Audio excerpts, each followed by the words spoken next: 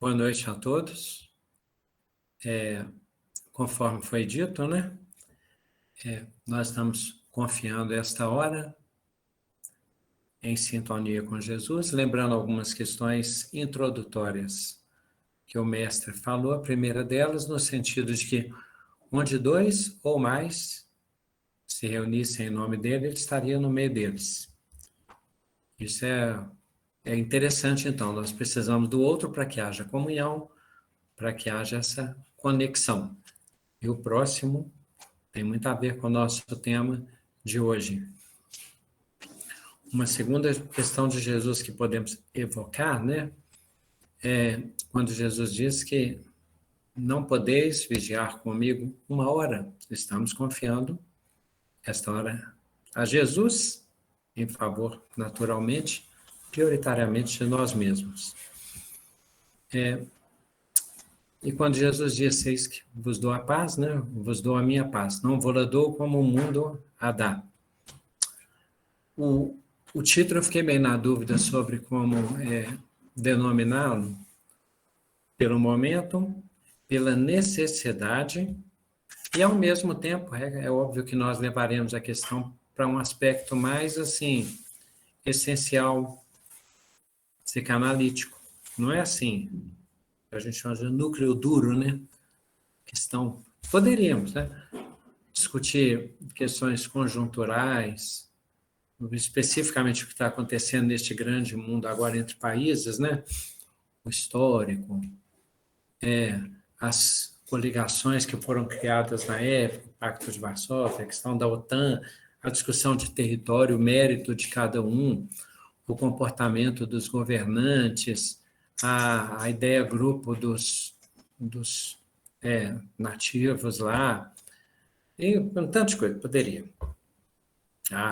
Os fatores que desencadeiam, qual é a perspectiva, mas essa não é a nossa questão. Nós temos naturalmente os juízos de valor em relação à questão, cada um de nós tem os seus domínios, as suas informações, seus pontos de vista, mas nós vamos, como sempre, trabalhar raízes, aspectos essenciais que nos ajudam a nos situar como cristãos, em sentido geral, espíritas em sentido particular, tá? E quando fazemos a ressalva de espíritas em sentido particular, é porque um dos grandes espíritos, muitíssimo empenhado no sentido de que haja concórdia, apacentamento, né, desses ambientes, é o atual Papa, né? Então, felizmente, as forças do bem, umas diferentes lideranças de amor, certamente se mobilizam e são médiuns da espiritualidade superior. O resumo disso é que Deus está no controle sempre, mas nós vamos falar de combates. Então, vamos lá. Primeiramente, uma questão introdutória que nós temos é quando nós falamos do eu e do próximo. Falamos disso e falamos que a maneira como eu percebo o próximo é determinante de muitas das nossas relações e torna mais ou menos previsível a linha de acontecimentos. Se é repetitivo, e em termos, essa fundamentação é repetida, sim, é porque significa que ela é necessária, que ela é, palavra bonita, é recorrente, significa que ela sempre aparece de novo. E se para nós ela incomoda, significa que existe uma dor, uma necessidade. Se temos empatia em relação a essa discussão, então nós seremos colaboradores dos espíritos que querem comunicar essa harmonia para o mundo e que faz muita falta. Combate o ego, tá? Comemos a árvore do conhecimento, alcançamos um grau de individuação, tivemos a ideia de nós mesmos, é a reflexão, pensar o nosso pensamento, a consciência do corpo, e acontece em nossa história espiritual o que, de certo modo, acontece repetidamente com as crianças, e nós, quando somos crianças. No início, a criança se confunde com o meio, ela se confunde com o mundo. ela se sente parte do mundo, não no sentido de adesão pela consciência, não. A mente dela tem a impressão de que é tudo uma coisa só. E aos poucos a criança vai se percebendo separado e depois ela vai percebendo que realiza questões, faz escolhas, protagonismo e tal. Aí na adolescência, principalmente, não. Mas quando nós estruturamos o nosso eu, o nosso ego, nós passamos a perceber uma coisa assim: eu e o outro, eu e os outros, eu e o mundo, eu e o resto. O que vai determinar isso é o grau natural, às vezes demorado e que se torna pernicioso do nosso egocentrismo, que numa época é muito importante, e que depois ele pode se degenerar para um egoísmo e construir uma coisa também, quase que eu falei engendrar, mas uma palavra dessa no excesso de carnaval, né, gente? E com isso nós vamos estruturando egolatria. Significa que nós consideramos o nosso ego tão central, tão medida das coisas, e Jesus diz, com a medida que nós medimos, seremos medidos. Na verdade, com a medida que nós medimos, nós já somos medidos, porque já é a maneira como nós colocamos valores e achamos que as coisas são. Quando eu tenho a impressão de estou separado do mundo, eu começo a achar que o mundo está para ser explorado, o mundo é objeto dos meus desejos, o mundo é apenas objeto da minha satisfação, e o mundo, quando me contraria, é meu rival, e meu rival, se concorre comigo, é meu adversário, se luta contra mim, é meu inimigo. A minha luta com a existência faz com que eu já esteja em estados de guerra. Internamente, eu já luto dessa maneira. Então, dependendo da maneira como nós combatemos, nós lutamos como se a existência fosse uma guerra. E como se nós estivéssemos armados o tempo inteiro. Tem um pouco essa representação no livro lá, o livreto lá de O Pequeno Príncipe, né? Quando o rei que vivia sozinho no mundo, era o que contava as estrelas.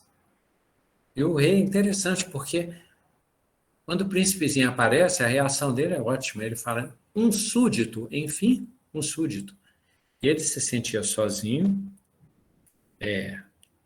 quanto ser animado, né? E vê o outro e fala, um súdito. Enfim, um súdito para me adorar. E já começa a mandar no reizinho, né? Para quem não estava num estudo bem antigo, o príncipezinho acha aquilo assim entediante. Aí ele pega e boceja, e o rei fala para ele assim, porque já queria dar alguma ordem, né? Eu te ordeno que pares de bocejar. Aí o príncipezinho diz, mas eu estou com vontade. Aí foi, então eu te ordeno que boceje. Aí o príncipezinho responde, mas agora eu não estou mais com vontade. Aí o rei, embaraçado, fala, então eu te ordeno que ora bocejes e ora não bocejes. Eu exijo que se cumpra as minhas ordens, porque as minhas ordens são razoáveis. Ele já começa a estabelecer um código, uma constituição. Mas o rei, ele fez questão de, em vez de se alegrar um amigo e tal, ele já pensa assim, é um súdito. O próximo que chega é um súdito. Isso é representativo. Por quê? Foi muito inspirado lá o autor, porque Exupéry, né? Ele foi muito inspirado porque às vezes é assim que nós estabelecemos relação, né, com esse rei.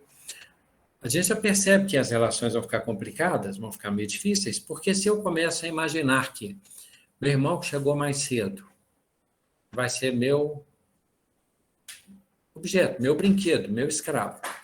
Se a irmã do patriarcado vai ser minha escrava. Se eu sou o primeiro, eu serei o primogênito e eu mandarei mais do que.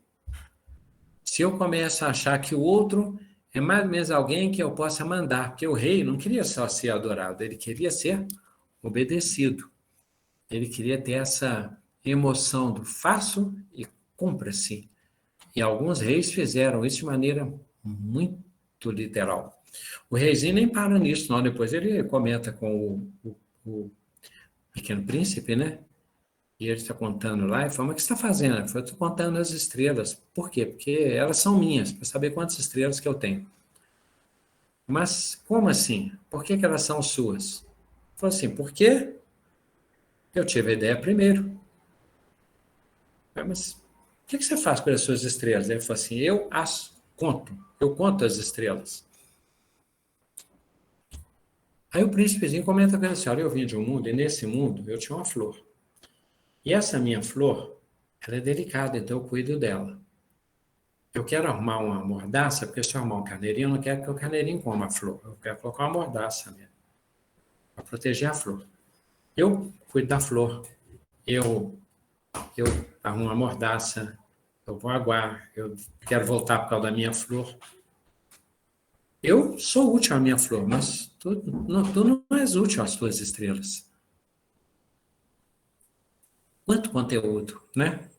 Então o rei, ele queria ter alguém em quem mandar, e ele queria ter alguma propriedade, mesmo que não fosse palpável, mesmo que ele nem conseguisse quantificá-las, e mesmo que ele não tivesse utilidade nenhuma para elas.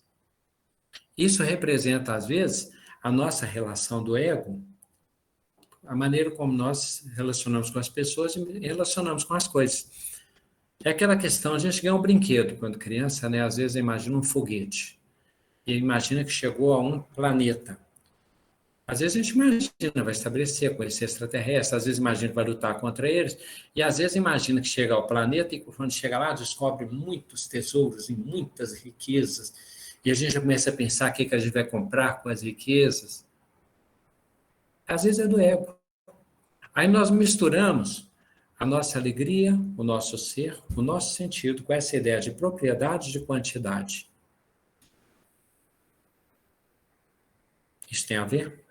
Tem, porque, por exemplo, se nós formos considerar, quando nós pensamos em termos de territórios, aliados, reservas de capitais, ações, participações, investimento, bolsa, muito disso são convenções e muitas dessas questões são abstrações, não são nem questões concretas.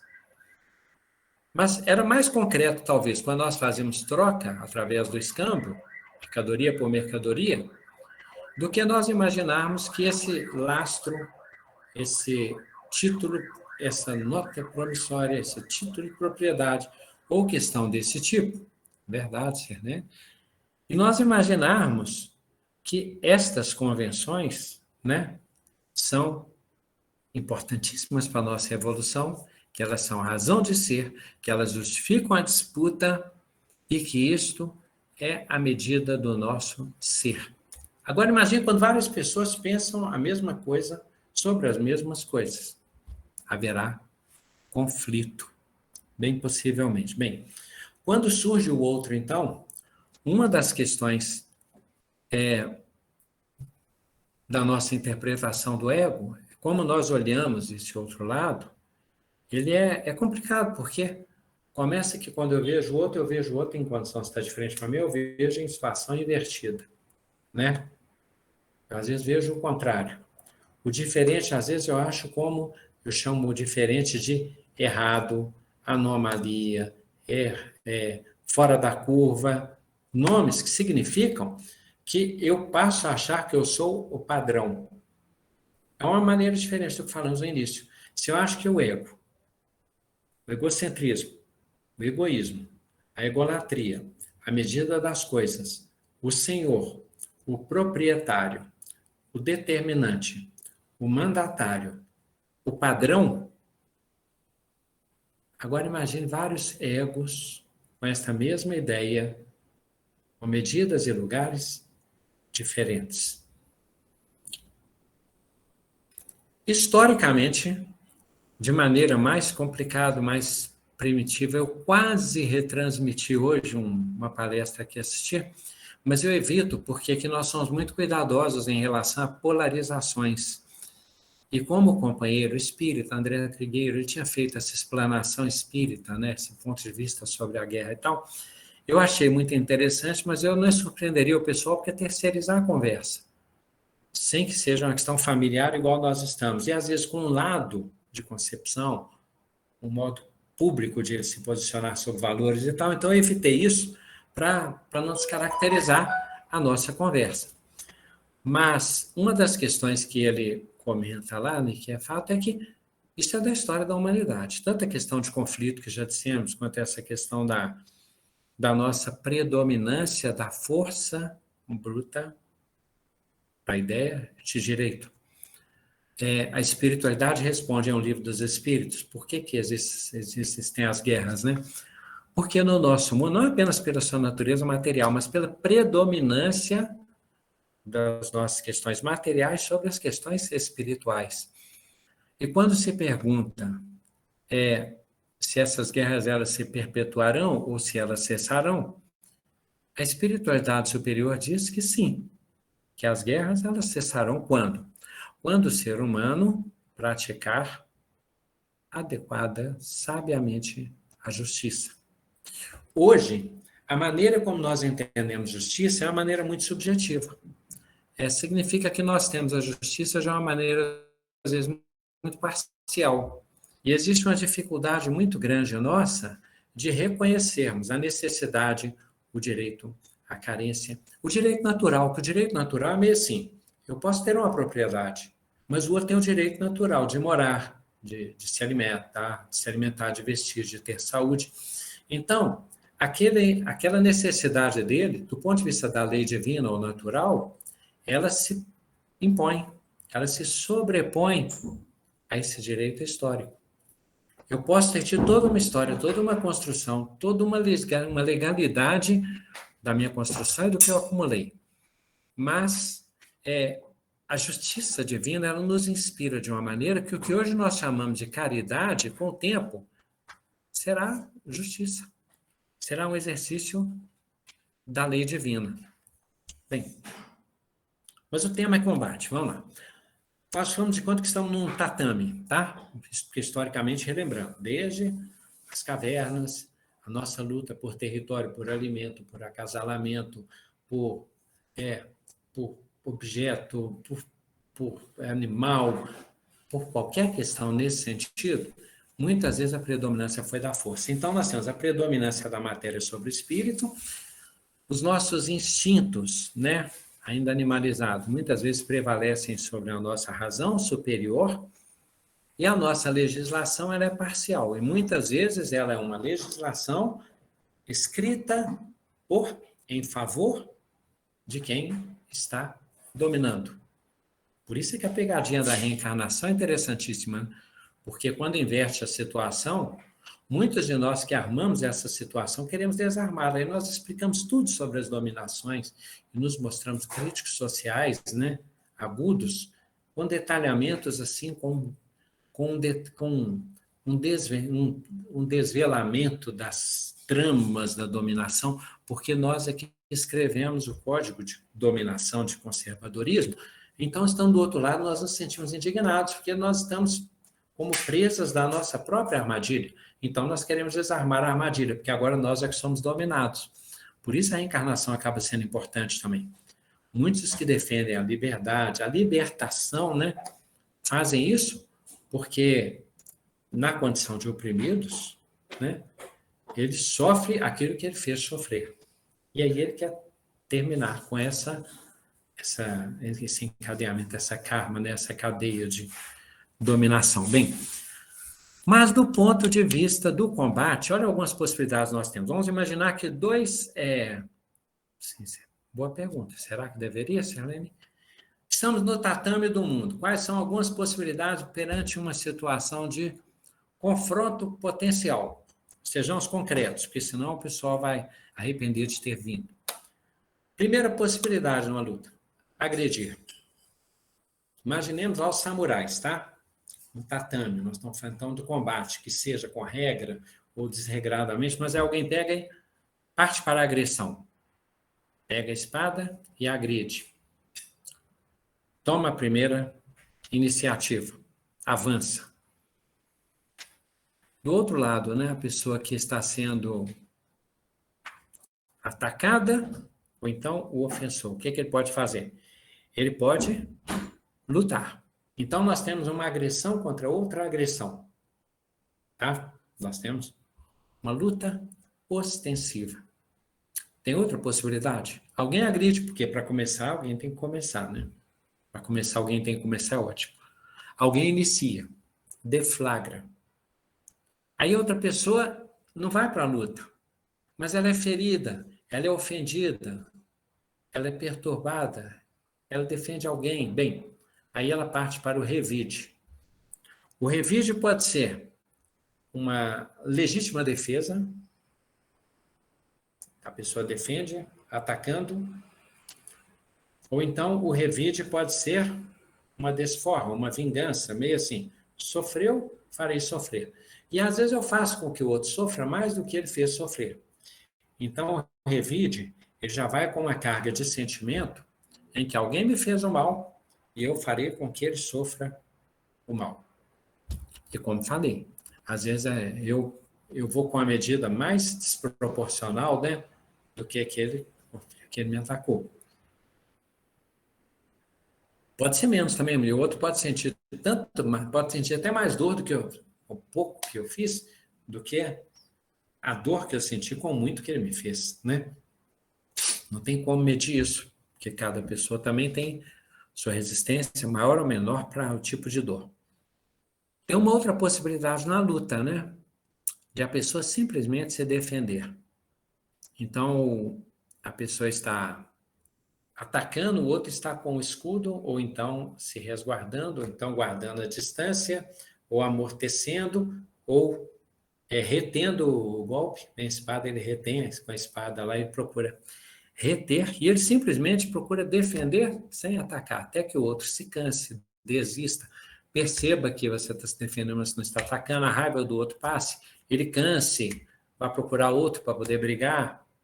Então, nós temos possibilidade de agressão, luta, agressão mútua, revide, legítima defesa, no sentido de que é uma defesa que ainda ataca, né?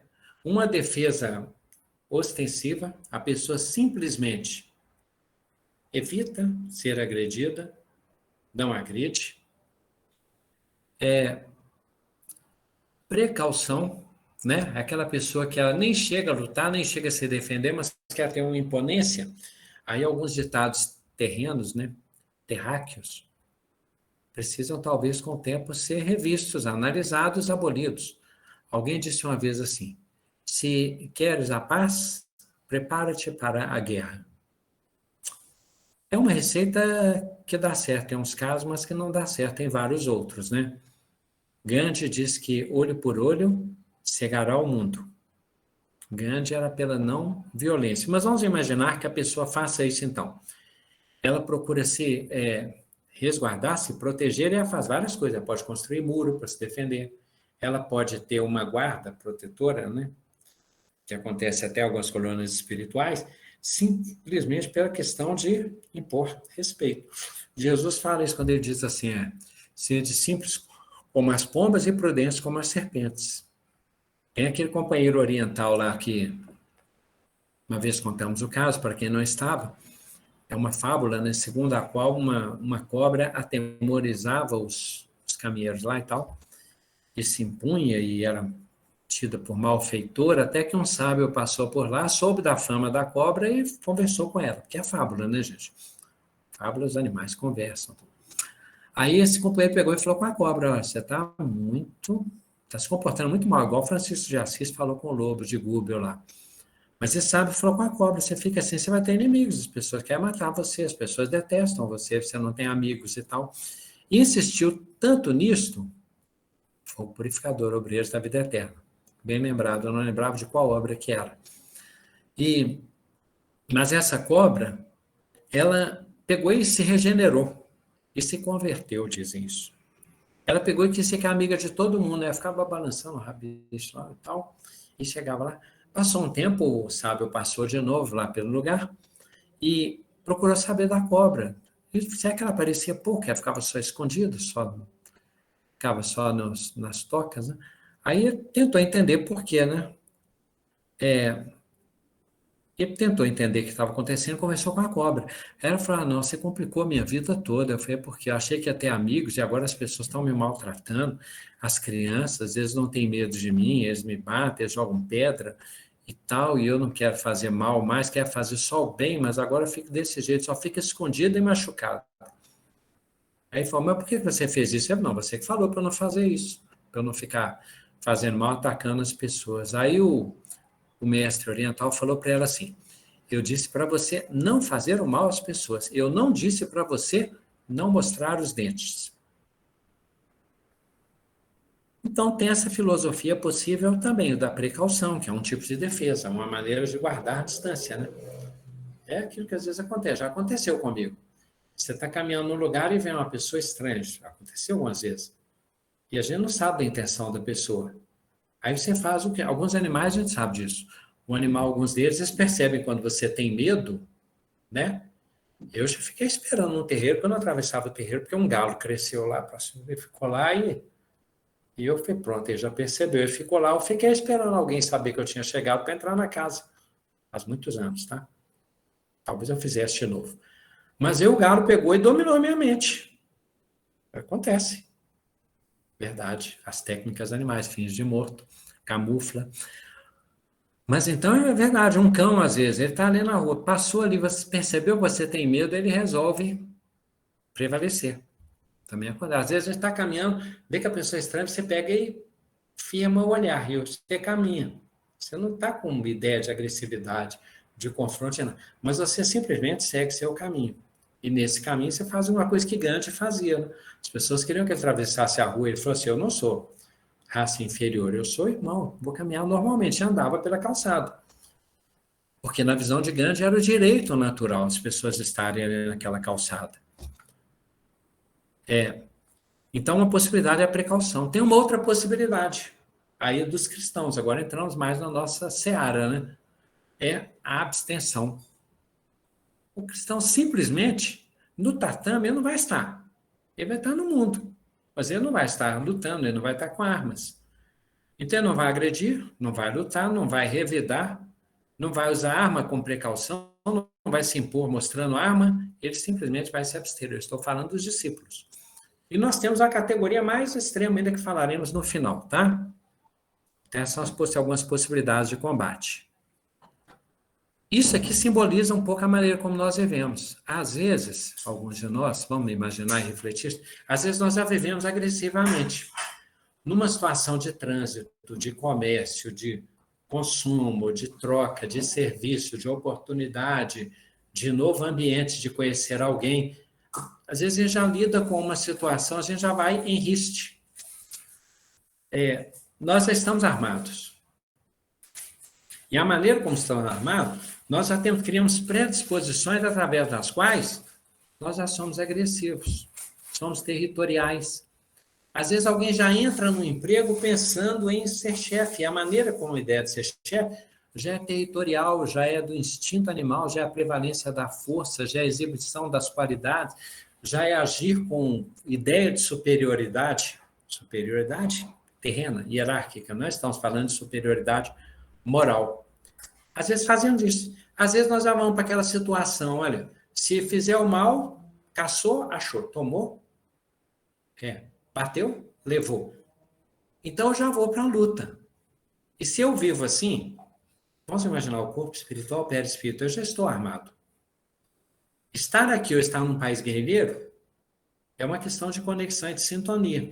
Mas às vezes no lugar em que eu já estou no estado bélico, no estado de guerra. Às vezes é uma questão do revide. Eu não saio agressivo às pessoas, eu não faço mal para ninguém, mas também não aceito que me faça mal, não. Se fizer, eu me defendo, não fico com desaforo, tá? Eu já criei uma predisposição segundo a qual é a ideia do que está lá no Código de Moisés, né? Olho por olho, dente por dente. Já é meio assim. Eu não vou lutar, eu não vou agredir, eu não vou procurar, não, mas se fizer alguma coisa comigo, não vou deixar barato. Eu não vou deixar de graça. Muitos de nós somos assim. Agora imagine um mundo com muitas pessoas que agridem, que brigam, que revidam. Fica difícil a espiritualidade ter os médiuns da paz. As pessoas que se defendem, eu acho que esse é o campo em que atualmente nós procuramos trabalhar, né? Nós procuramos evitar o mal, nos resguardar dos perigos, prevenir situações, não lidar com a situação do tatame. Se somos atacados, nós tentamos nos proteger. O que nós fazemos, né? Nos unimos, isto, e procuramos estabelecer os nossos escudos. Escudo da prece, o escudo da serenidade, do bom trato, de ficar atento aos lugares, de usar os nossos sentidos no sentido, em termos de percebermos os ambientes. Então, nós fazemos isso de certo modo. Precaução, né? Está ligado à defesa, sim. E às vezes nós procuramos nos impor nesse sentido mesmo, de intuição, insight, né, Selene? E às vezes nós procuramos nos impor no sentido de estar com outras pessoas, estabelecer uma rede de segurança, a rede de vizinhos, a comunicação instantânea, os códigos de comunicação, os cuidados em relação ao que o mundo explica sobre a segurança, sobre os golpes. Então, fazemos essa precaução também. E a abstenção, aqui também eu acho que neste grupo nós estamos nessa categoria, porque vamos pensar no grupo a qual nos dirigimos, né? Nós já temos essa questão de procurarmos nos abster das armas. Então, por quê? Se eu tenho uma ideia de agressão, se eu tenho um temperamento bilioso, belicoso, se eu tenho uma tendência a brigar, se eu tenho uma tendência a revidar, se eu sou precipitado na minha defesa ofensiva, por via das dúvidas, atacar. E se eu uso a arma para intimidar, a arma também é um chamativo, porque de repente eu uso a arma para me proteger e a pessoa vê a arma e entende, interpreta que eu sou agressivo, que eu sou um perigo para ele, então inverte. Ou seja, cristianismo com arma não tem cabimento desde Jesus, não tem cabimento. Até a arma que Pedro pegou a espada e feriu a orelha de Malco lá, o soldado, não era, a gente fala. E Pedro, desembainhando a espada, não é a espada dele. Pedro não andava armado, não tem cabimento. Ele pegou a espada de algum soldado. Eu ficaria extremamente chocado e decepcionado se me dissesse que o Pedro era por via proteção, porque podia ser. Se Pedro estivesse com a espada, realmente complicou. Então, Pedro, Jesus fala, Pedro, embainha a tua espada, mas Pedro pegou uma espada que não era dele. Jesus, Pedro, embainha a tua espada, porque quem usa da espada perecerá pela espada. Pedro não estava com espada material, mas ele estava num jeito assim, um amor incondicional por Jesus, passional. Jesus é o tudo e quem vier contra ele está contra mim, está contra nós e eu mato se alguém mexer com ele. No sentido desesperado e passional de Pedro naquela hora que se passou foi isso. Ele só materializou o sentimento dele pegando a espada e fazendo isso. Aí a gente já faz um recorte, né, gente?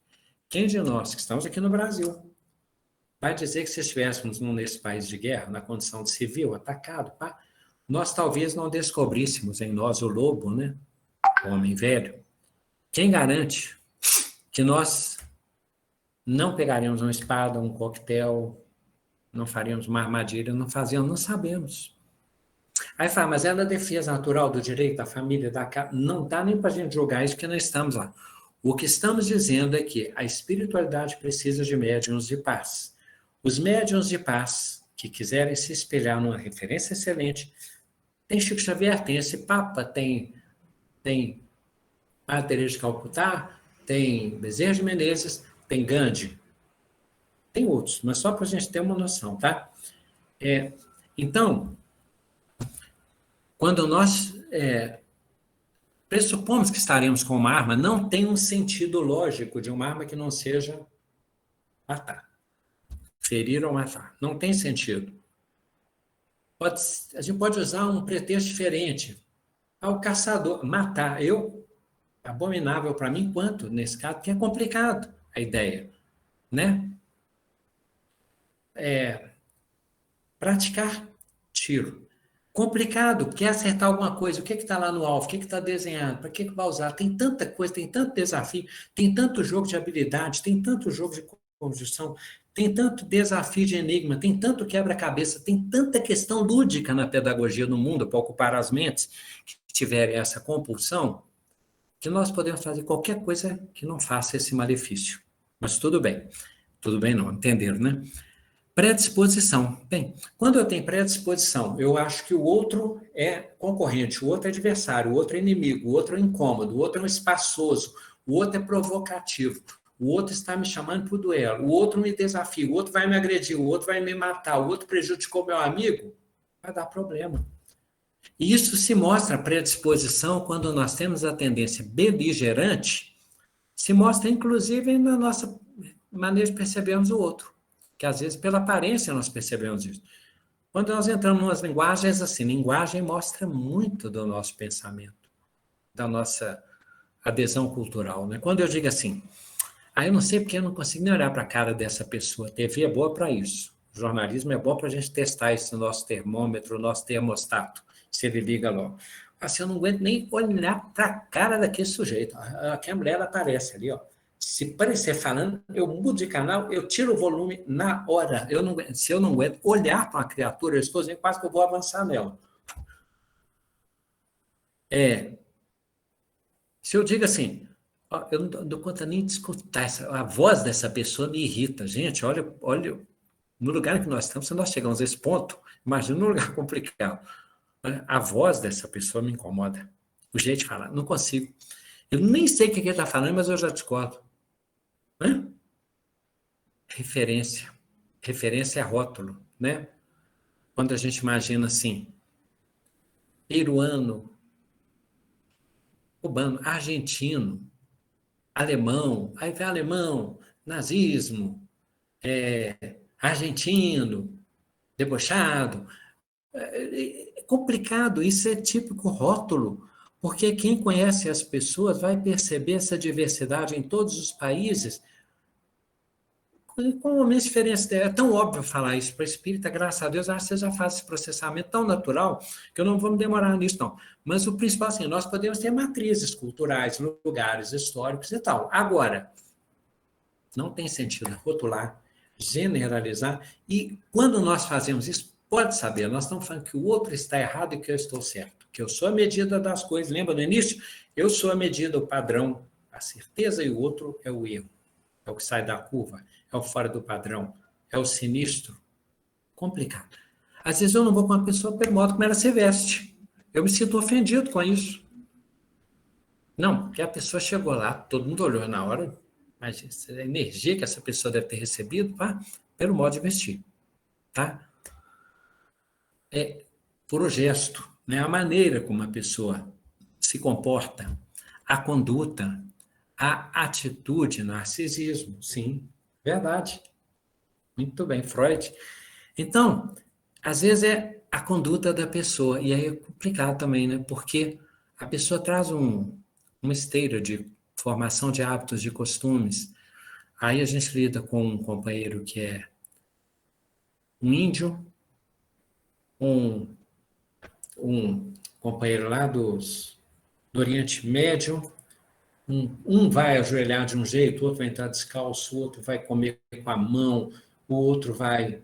vai ter as práticas deles lá, mais diversificadas, sem exemplificar muito, porque para ficar leve, tá?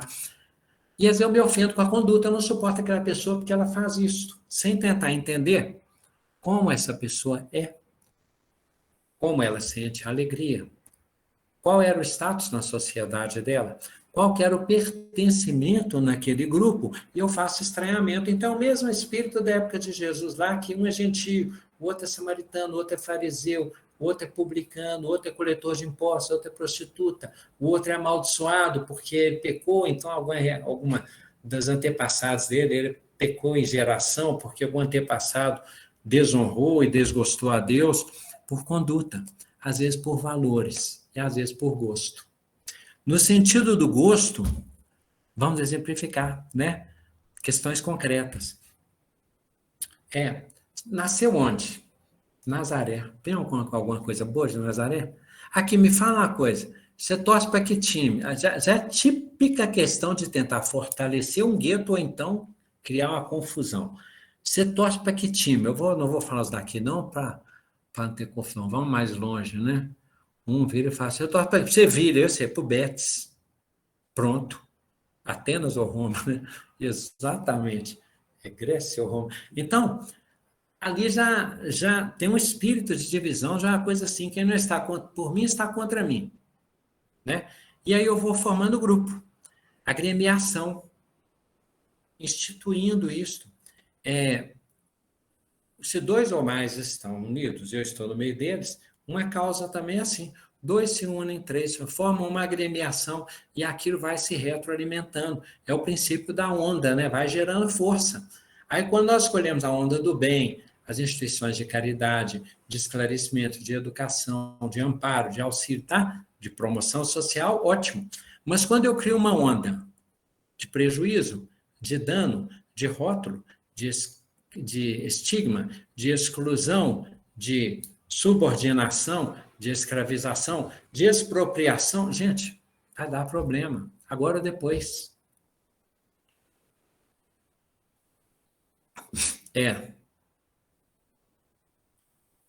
Então, time de futebol, concorrente. Eu tenho um comércio, a pessoa abre outro comércio. Abri logo no meu ramo. Será que ele está faturando mais do que eu, menos do que eu? Será que ele está com o meu cliente? Será que a loja dele é mais bonita? É maior? Ele vende tal produto? É tanta pergunta negativa que eu já alimento um ambiente de guerra, um ambiente de contrariedade. Eu vou ao trabalho, um posto de serviço. Quem conseguiu a vaga?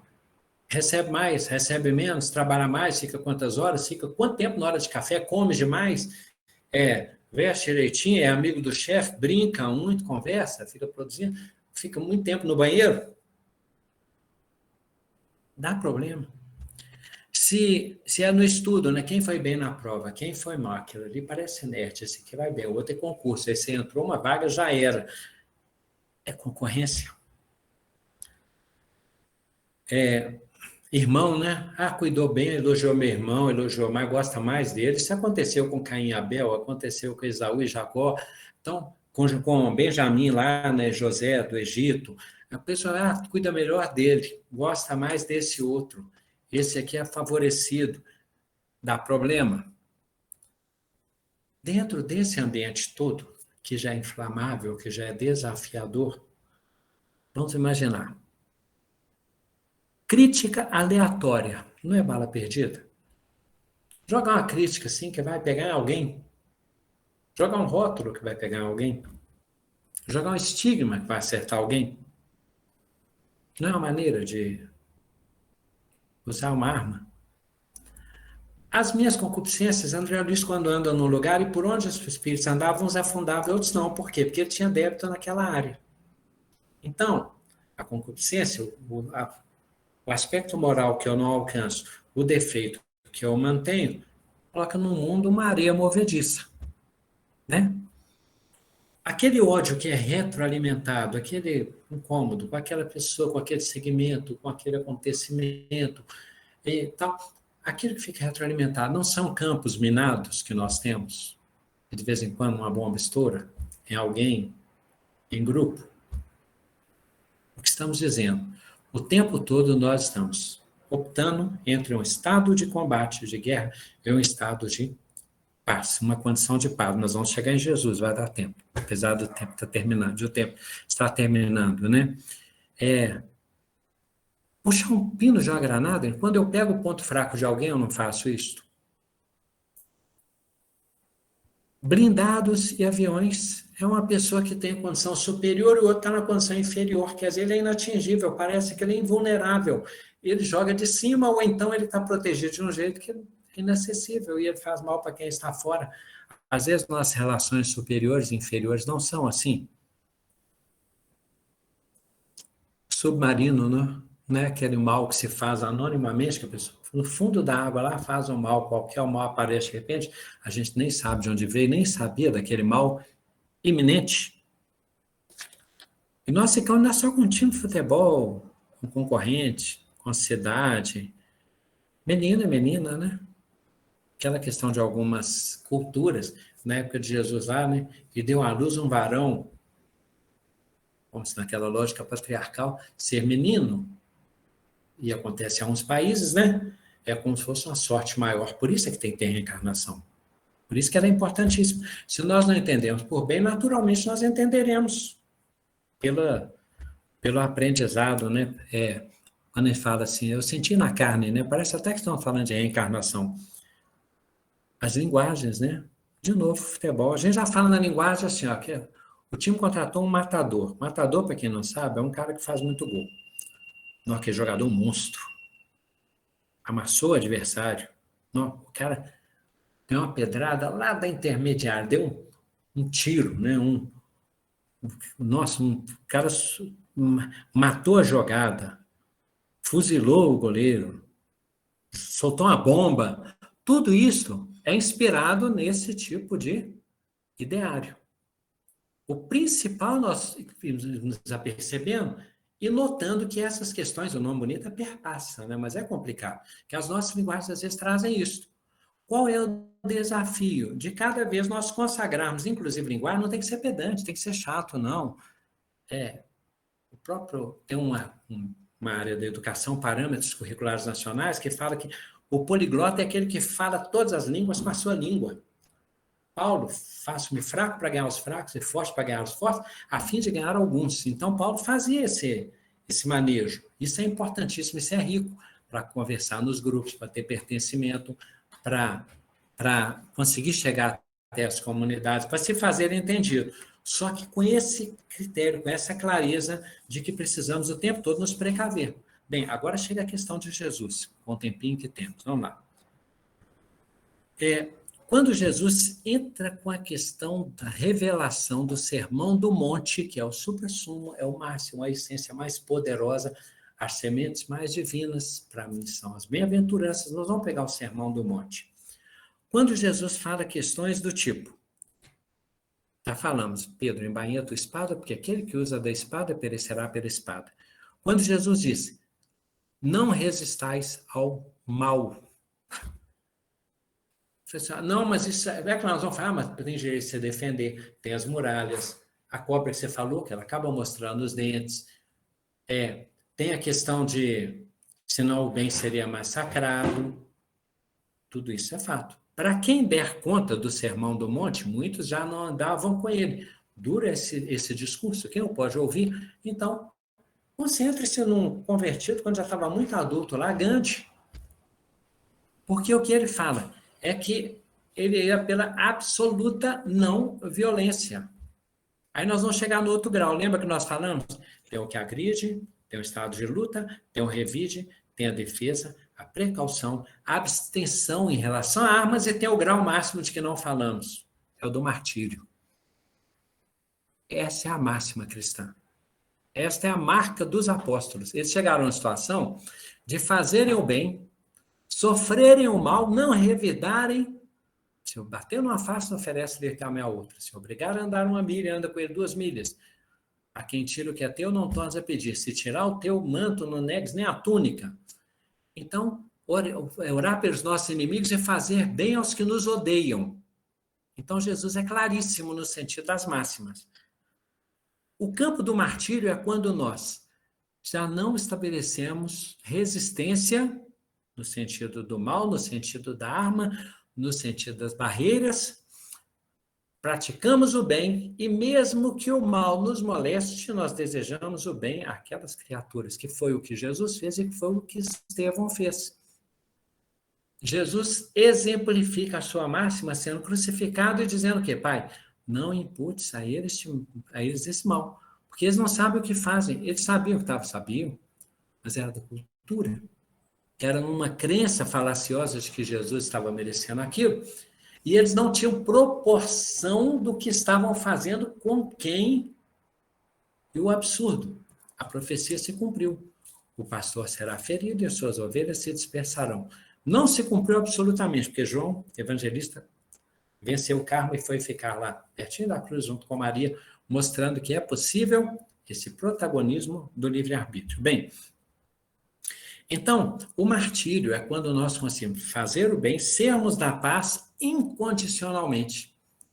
Significa dizermos que, em circunstância alguma, do ponto de vista das máximas cristãs, nós praticaremos ou aderiremos ao mal. Aderiremos? Será que existe? Não sei não. Essa entrei numa... não vamos aderir ao mal do ponto de vista dos princípios cristãos, porque se eu aderir, eu não falo que seja do Cristo, só isso. É direito meu? É. Eu só não devo imputar ao Cristo que é meu, do meu ego, do meu egocentrismo, da minha egolatria, do meu revide, do meu aspecto reacionário, do meu gosto, da minha exacerbação, do meu extravasamento. Aí não é o Cristo. E aí não é a máxima cristã. Jesus, perdoai, porque eles não sabem o que fazem. Amai os vossos inimigos, fazer bem aos que vos odeiam, aos que vos... Orai pelos que vos perseguem, caluniam, fazer bem aos que vos odeiam. Então, Paulo de Tarso consegue estabelecer essa luta. Ele tinha proeminência, ele tinha cargo, ele tinha domínio de conhecimento. Já dissemos isso outras vezes, ele tinha força física. E quando Paulo compreende a questão do evangelho, nós não vamos perceber um ato agressivo, ofensivo, porque Moisés chegou um momento que ele revidou contra um guarda do Egito lá, e o guarda, que matou o guarda. Teve aquele impulso que dissemos de Pedro, naquele momento antes de ser o grandíssimo, amorosíssimo Pedro. Mas, do ponto de vista de Paulo de Tarso, nunca mais ele cometeu ato de violência ofensiva, destrutiva. Ele deixou de lutar? Não, lutou o tempo todo. A tal ponto que ele abdica dos métodos que adotava, passa a servir em vez de ser servido, anuncia o Cristo com o peso do seu sucessivo martírio, ele custou a ser martirizado, mas ele foi martirizadozinho várias vezes, né? E aí, tá o que Vanessa está nos dizendo. Ele chega ao final, aí ele pode escrever, chego ao final do carreiro, combati o bom combate, guardei a fé. Resumindo para a nossa época. Vamos mentalizar em favor de todos. Não queiramos mal a um ou outro por causa da cara, por causa do que ele disser, por causa do que ele fizer. Deploremos o mal, oremos pelo nosso irmão que estiver em erro. Mentalizemos muito na paz em relação ao irmão que sucumbe nas decisões complicadas e que entra sob mediunidade difícil de forças negativas, destrutivas, apavorantes, avassaladoras, destruidoras, deletérias, mas é nosso irmão. Cuidado com a nossa torcida. Como cristãos, a gente tem uma tendência meio assim, como que está o placar? O que está acontecendo lá? Quem conseguiu o quê? Se a gente não toma cuidado, a gente começa a valorar as imagens do mal, como se fosse uma torcida, como se fosse um jogo. E aí a gente retroalimenta. O nosso desafio é amarmos a todos, queremos o bem universal e entendermos que, conforme está no Livro dos Espíritos, quando nós somos responsáveis pela guerra, responderemos por todas as vidas que são ceifadas por causa daquele nosso ato. Por isso é que não é análise de conjuntura, tá? Por isso é que nós só caminhamos aqui, hoje, né? Pelos caminhos mais seguros. Deu para perceber, então, a sugestão? Nós não vamos entrar em campo individual, em nomenclatura, em ato. Quem vos constituiu juízes tem que sofrer, tem que passar por isso. Como que Jesus deixa uma coisa dessa? Não é a nossa questão. Acontecia o tempo todo com os cristãos, continua acontecendo. Nosso desafio, exemplificar o bem, fazer o bem, abstermos-nos do mal, aceitarmos, às vezes, em nome do Cristo, o sofrimento que nos engrandecerá. Nós vamos sair procurando sofrimento, mas quando ele vier, que sejamos os continuadores do Cristo. Tá? Sempre foi assim. Está bem? Confiamos na nossa coordenação e ao Demóstenes e saudamos os nomes. Eu fico lendo as pessoas que estão presentes aqui para captar as energias. Obrigado pela participação, contribuição, tá, Selene? Vanessa, que nos deve uma história, demonstra-se vontade, tá? Tá certo. Mais uma vez, obrigado, Gladys, né? Um momento muito oportuno que você tem falado. E assim, eu entendi da forma assim, que o combate é de mim para comigo mesmo, né? A gente já vai saber se posicionar. É bom que você já traduziu. Vamos lutar contra nós mesmos, evitar essas coisas todas que nós falamos, jogar bomba, colocar campo minado, soltar crítica negativa. É muito fácil, Vamos, né? já dá um trabalho imenso. Administrar esse nosso país interior já é terrível, já é difícil demais, né, moça? E para isso a gente precisa um do outro, né? É a linguagem, né? O que a Selene falou, é verdade. Muito cuidado com as... Né? Mas muito bom. A gente tem 2 minutos. Alguém quer falar aí mais uma coisa? E tem necessidade, João? Não, eu não arriscaria. Tá certo. Ô, Frank, eu pensei esse tema hoje, fez Jesus, vou colocar esse tema e Jesus conduz, porque a gente tomar muito cuidado para não errar uma palavra no estudo assim, nesse caso, né? Porque é o momento. Agora, tenhamos a certeza, tá, Demóstenes? Você mesmo falou 2 minutos, eu fico o tempo todo e pego os 2 minutos. Tenhamos a certeza de que é nesse momento que nós evoluímos um pouquinho mais. Ô, Gladson, nesses 2 minutos você podia cantar para a gente, Gladson. Aí. Pois é, eu cantaria, mas para eu ficar fora. Aprovadíssimo. Cantar e tocar. E caiu. Caiu a internet, olha lá, deu pau lá. Congelou. Caiu a internet, gente. Não conheço o Gladson. Ô, saudade desse peixinho, gente. Meu pacote da internet, ele acaba na hora certinha do estudo, sabia, Vanessa? Ei, chefinho, querido, escorregadinho. Não tinha que entender, Vanessa. Parece até desculpa minha. Quando fala que é para cantar, o que é o problema? O meu pacote de internet ele não suporta esses arquivos pesados, não, entendeu? Tá? Quando eu falo, tudo bem, mas se eu tiver que usar 2 notas musicais, meu pacote de internet já foi preparado para mim. É uma nota só. Se colocar 2, ele já não comporta. Entendi demais. Eu alcanço 2 notas musicais, que é a música do Pastorzinho do Ré, Mi, Fá, Fá, Fá, por exemplo. Metade daquela música eu acertava. Um gênio musical. Fantástico. Ai, ai, ai. Quer cantar, Vanessa? Não, quer não. Já cantou. Ô, Tim, com oração, faz a música pra gente.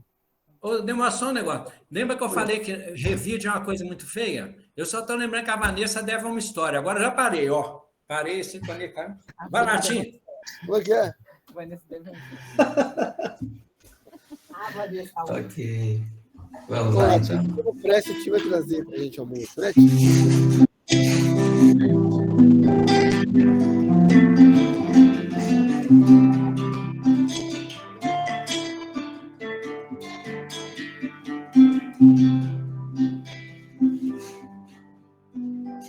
Jesus, no silêncio da prece, teus irmãos a ti pedem paz, para aliviar um pouco as aflições. Senhor, enxugai nosso pranto, precisamos do teu amor e sentir tua presença envolver nossos corações. Por isso, vem, Jesus, ir ao teu encontro. Queremos te seguir, afastar o mal da terra, acabar de ver a guerra e caminhamos juntos rumo à luz. Jesus, no silêncio da prece, Meus irmãos a ti pedem paz para aliviar um pouco as aflições. Senhor, enxugai nosso pranto, precisamos do seu amor e sentir tua presença envolver nossos corações. Por isso, vem, Jesus, ir ao teu encontro, queremos te seguir, afastar o mal da terra, acabar de vez com a guerra e caminharmos juntos rumo a e caminharmos juntos rumo a